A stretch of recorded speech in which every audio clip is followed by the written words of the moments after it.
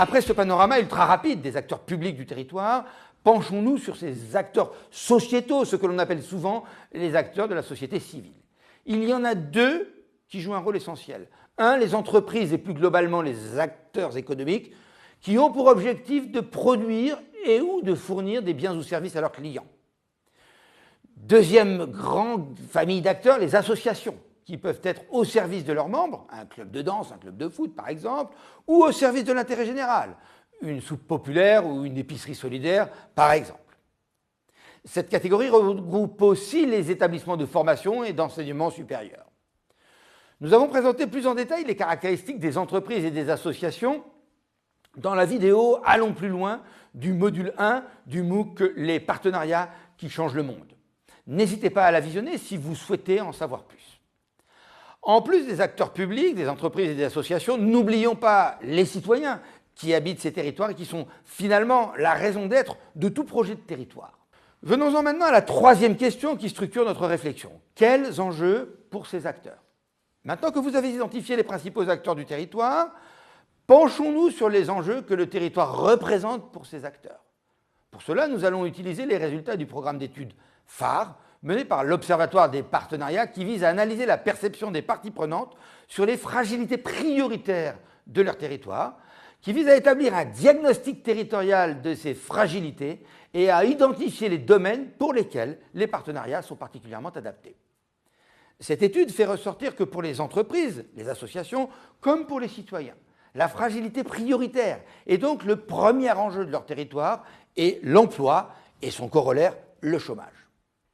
La perception des besoins varie cependant selon les territoires et les acteurs. Ainsi, si l'emploi est la première priorité de mobilisation pour les entreprises dans les 13 régions françaises, il existe ensuite des spécificités régionales. En Bretagne, par exemple, les dirigeants mettent en avant l'enjeu de la transition énergétique, tandis qu'en Bourgogne-Franche-Comté, le vieillissement et la pauvreté apparaissent comme des enjeux majeurs. En Île-de-France, c'est la mobilité qui est au cœur des préoccupations des habitants. Il est évident que les enjeux de développement du territoire ont un impact direct sur l'activité de l'entreprise. Un fort taux de chômage, par exemple, signifie notamment un moindre pouvoir d'achat et donc moins de clients et moins de possibilités de développement pour l'entreprise. Un fort taux de chômage signifie aussi souvent un déficit de qualification de la population en âge de travail.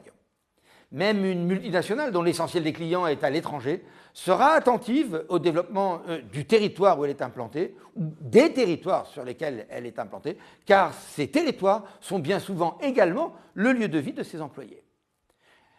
Pour ce qui est des dirigeants d'associations, ils désignent comme fragilité prioritaire l'emploi, puis le vieillissement et l'intergénérationnel, et enfin en troisième place, le lien social et l'isolement. Mais il s'agit ici d'un classement national et l'on observe là aussi des disparités selon les territoires. Ainsi, en Île-de-France, le lien social et l'isolement arrivent juste derrière l'emploi en termes d'enjeux, tandis que dans le sud-est, sans surprise, c'est le vieillissement et la culture qui sont en deuxième position. Les préoccupations des citoyens diffèrent également selon les régions.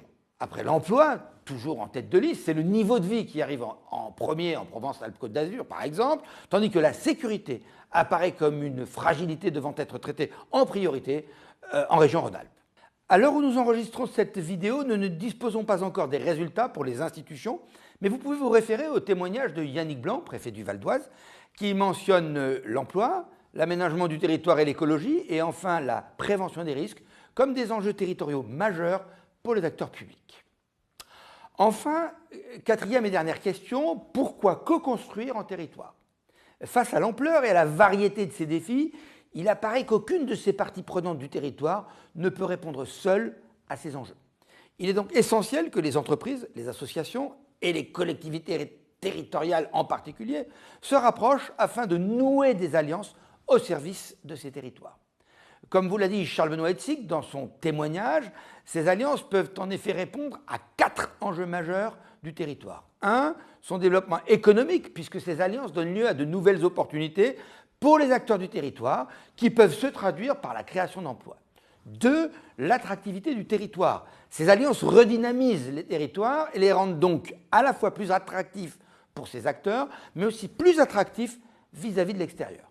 3. La cohésion sociale, puisque les alliances amènent des acteurs de mondes différents, parfois cloisonnés, à se connaître, à comprendre leurs enjeux respectifs et à travailler ensemble pour construire de nouvelles solutions pour le territoire, créant ainsi des communautés d'action.